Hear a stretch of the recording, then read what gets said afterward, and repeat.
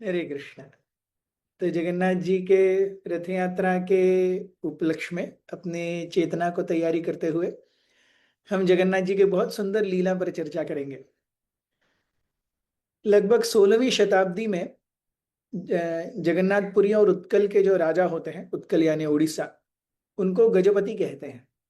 लगभग 16वीं शताब्दी में उड़ीसा में एक गजपति हुए जिनका नाम था पद्मनाभ देव।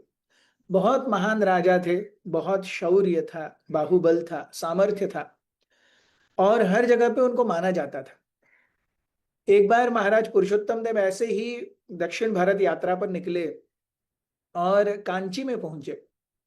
कांची में वहां के जो राजा थे, मोस्टली चोला वंश के कोई राजा रहे होंगे, उनके यहाँ गए।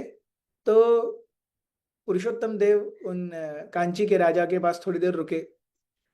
उनके पास रुके तो लगभग उनके बीच में अच्छा फ्रीक्वेंसी जम गया। पुरुषोत्तम देव कांची के राजा के पास लगभग 2 महीने रुके। 2 महीने रुकने पर उन्होंने कांची के राजा की बेटी पद्मावती को देखा और पद्मावती से उनको प्रेम हो गया। उन्होंने 2 महीने रहने के बाद 2 महीने के बाद लगभग रथ यात्रा का समय आ रहा था। पुरुषोत्तम देव ने कांची के राजा से कहा कि मुझे अब जाना पड़ेगा, रथ यात्रा का समय आ रहा है, सारी जिम्मेदारियां मेरे सर पर हैं, तो मैं जाता हूं, रथ यात्रा कंप्लीट करके आप वापस आता हूं, उसके बाद में हम देखेंगे कि विवाह कैसे हो सकता है। पद्मनाभ देव भी बहुत खुश हो गए कि इतने महान प्रतापी राजा के साथ में मेरी पुत्री का विवाह हो रहा है। पद्मावती भी खुश थी। पुरुषोत्तम देव ने कांची के राजा को रथ यात्रा आने का निवेदन किया, निमंत्रण दिया और वो वापस आ गए।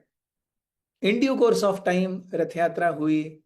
रथ यात्रा में महाराज कांची के राजा नहीं आ सके और इसीलिए उन्होंने अपने सबसे प्रमुख मंत्री को, प्रधानमंत्री को पूरी भेजा रथ यात्रा देखने के लिए। न्योता है और वो भी होने वाले दामाद से, तो ना कैसे कहें, खुद जा भी नहीं सकते तो किसी को तो भेजना पड़ेगा। तो उन्होंने अपने प्रधानमंत्री को भेजा।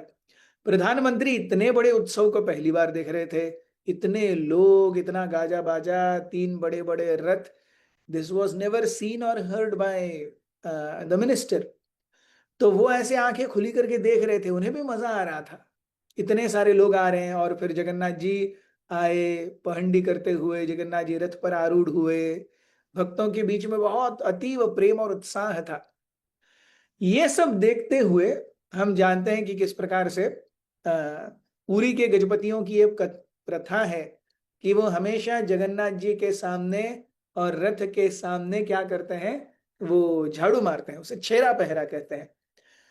सो टू हिज एस्टोनिशमेंट, वो जो प्रधानमंत्री थे, उन्होंने देखा कि राजा ने एक सुनहरे हैंडल का एक झाड़ू लिया और जगन्नाथ जी के रथ के सामने वो ये कर रहे हैं, क्या कर रहे हैं, रास्ते को साफ कर रहे हैं। रास्ते को साफ कर रहे हैं देखते हुए उस मिनिस्टर को लगा ये क्या हो रहा है, यहाँ का राजा भंगी का काम भी करता है, रास्ता साफ करता है।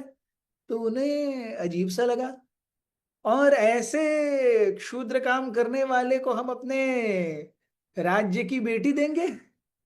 He became very alarmed. जैसे ही रथ यात्रा खत्म हुई, बिना किसी को बताए वो प्रधानमंत्री वहां से निकल गए, पुरुषोत्तम देव से मिले ही नहीं। वे सीधे जाकर के कांची के राजा के पास आए और उन्होंने पूरा वृत्तांत बताया। आपको पता है, आपकी बेटी का विवाह आप एक भंगी से करने वाले हैं, वो तो वहां पर फेस्टिवल में सबके सामने रास्ता झाड़ू मार रहा है। तो इनको बहुत बुरा लगा।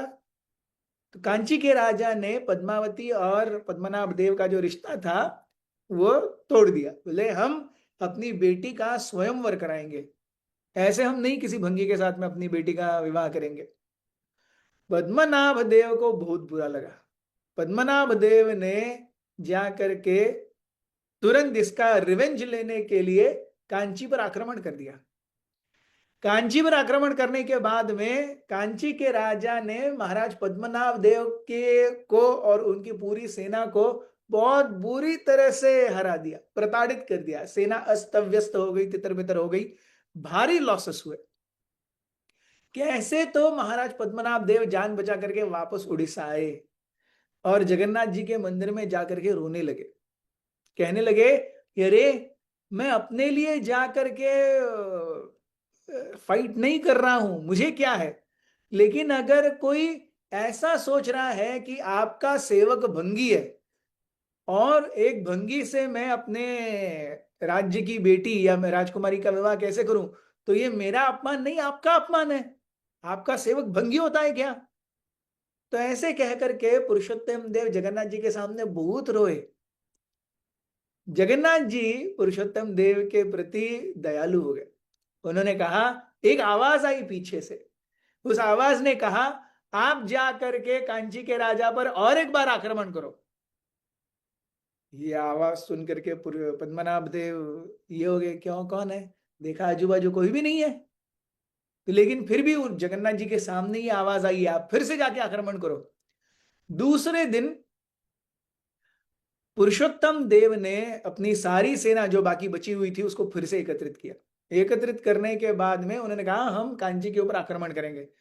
सारे मंत्रियों ने कहा, अरे अभी अभी तो आए हैं और पूरी मुंह की खा के आए हैं, अब फिर से जाएंगे तो और फिर से परास्त होंगे तो क्या लज्जा होगी। तो पुरुषोत्तम देव ने कहा, नहीं, जगन्नाथ जी के मंदिर में मुझे आदेश मिला है। यहां पर जगन्नाथ जी और बलदेव जी दोनों एक एक घोड़े पर आरूढ़ होकर के पुरी से कांची जाने लगे, खुद लड़ने के लिए ऑन बिहाफ ऑफ पुरुषोत्तम देव। जाते समय एक गांव है जहां पर उन्हें बहुत प्यास लगी और उन्होंने देखा एक बहुत ही बूढ़ी महिला जिसका नाम था मणिका, वो वहां बैठ करके छाछ बेच रही थी।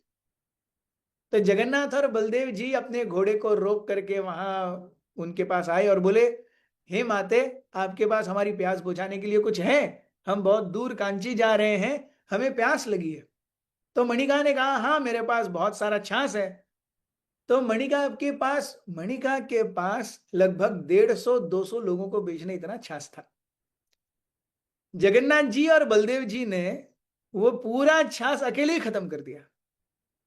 मणिका भी देखते रह गई, अरे इतना छाछ कौन पीता है, और दो लोग मिलकर के 150-200 लोगों का छाछ पी गए। और फिर उन्होंने कहा, अब मेरा वेतन, मैंने आपको छाछ दिया, मुझे वो आपका वेतन। जगन्नाथ जी सोचने लगे। जगन्नाथ जी ने अपने हाथों से अंगूठी निकाली और कहा कि हम तो सेवक हैं, हम तो लड़ने के लिए जा रहे हैं, हमारे राजा पुरुषोत्तम देव पीछे से आ रहे हैं, तो मेरे हाथ की ये अंगूठी दे देना और कहना कि आपके दो सैनिक आगे गए, वो युद्ध के लिए तैयारी करेंगे, आपको कोई ज्यादा टेंशन लेने की जरूरत नहीं है। हाँ ठीक है, पहले बहुत सिंपल ये होता था, कोई तो आएगा उसको मैं ये मुद्रिका या रिंग दूंगी। जगन्नाथ और बलदेव आगे चले गए, पीछे से जब राजा पुरुषोत्तम देव उनकी पूरी सेना लेकर के आए तो मणिका ने उनको रोका, महाराज रुकिए, आपने मुझे पैसा देना है। कौन सा पैसा देना है? आपके दो बड़े बड़े महान बलशाली सैनिक आगे गए और 200 लोगों का छाछ पी के गए, तो उनका पैसा देना है। और उन्होंने क्या श्योरिटी के नाम पे ये रिंग दिया है। तो रिंग जब पद्मनाभ देव ने देखा, वे जानते थे कि ये तो जगन्नाथ जी के हाथ की रिंग है। तो पुरुषोत्तम देव इतने प्रसन्न हो गए, वो अपने रथ से उतरे, उन्होंने मणिका के पैर छुए और कहा कि आपने तो स्वयं भगवान का दर्शन किया है। उन्होंने बहुत सुंदर रूप से मणिका को गौरवान्वित किया और आगे जा करके उन्होंने मणिका को अपने महल बुलाया। पूरे वृत्तांत के बाद, मैं जो आगे बताने वाला हूं उस वृत्तांत के बाद, मणिका को अपने महल बुलाया और उनको कई सारे विलेजेस, कई सारे गांव दान में दिए और कहने लगे, अब से आपको छाछ बेचने की जरूरत नहीं है, जगन्नाथ जी ने स्वयं आपके हाथों से छाछ लेकर के पिया है, अब आप आराम से दिन काटिए, आप बूढ़े हो गए। सो कई सारे विलेजेस मिल करके उस मणिका बूढ़ी महिला को दिए, उनमें से एक है मणिका पट्टन, और ये मणिका पट्टन आज भी उड़ीसा में है। भक्त जाकर के उस मणिका पट्टन का दर्शन कर सकते हैं। सो बहरहाल जब जगन्नाथ और बलदेव गए, घमासान युद्ध हुआ, कांची के राजा देखते हैं युद्ध के लिए दो ही सैनिक आए हैं, दो ही सैनिक आए हैं। वो हंसने लगे, ये दो सैनिक क्या करेंगे, हमने तो पूरी आर्मी को परास्त कर दिया है। लेकिन जब जगन्नाथ और बलदेव का युद्ध देखा तो महाराज पद्मनाभ देव के आने तक यहां की पूरी सेना तितर बितर हो गई थी। महाराज पुरुषोत्तम देव आकर के कांची के राजा को बंदी बना लिया। बोले तुमने मुझे ऐसे लज्जास्पद किया, आपको लगता है जगन्नाथ जी का भक्त एक भंगी है? जगन्नाथ जी में कोई अगर रास्ता साफ कर रहा है या कोई राजगद्दी पर बैठा है, रथ यात्रा के समय सब सेम है, उनमें जगन्नाथ जी कोई फर्क नहीं करते। आपने बहुत महान अपराध किया है, जगन्नाथ जी के सेवक का और जगन्नाथ जी के स्टेचर को आपने बहुत कम लिखा है, आपको इसका दंड दूंगा। क्या दंड दूंगा? आपने अपनी बेटी के होने वाले पति को भंगी कहा था ना, अब मैं सही में आपकी बेटी का विवाह एक भंगी से कराऊंगा। देखो आप, दो कांची के राजा हिल गए, पद्मावती भी टूट गई। बोले आपने, पद्मनाभ देव कहने लगे आपने अपराध किया है, इस अपराध का दंड आपको मिलेगा, पद्मावती का विवाह एक भंगी से होगा। सब पद्मावती को बंदी बना लिया गया और महाराज पद्मनाभ देव ने अपने प्रधानमंत्री को कहा कि पद्मावती को बंदी बना के लेके लेके जाएंगे और एक अच्छा उत्तम भंगी देखो जिससे हम पद्मावती की शादी करेंगे। पद्मावती को बंदी बना करके लाया गया और समय समय पर ये पूछते महाराज पद्मनाभ देव, अरे भंगी मिला, भंगी मिला? हाँ खोज चल रही है, खोज चल रही है। अच्छा भंगी मिलने के लिए भी समय लगता है।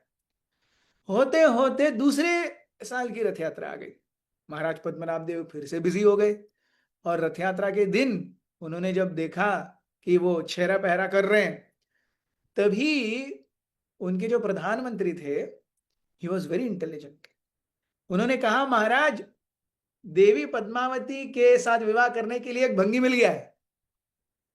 बोले क्या भंगी मिल गया? अरे अभी तो रथ यात्रा चल रही है, मैं छेरा पहरा कर रहा हूं, अभी थोड़ी ना विवाह के बारे में बात करूंगा, उसको रहने दो वहां काल कोठरी में।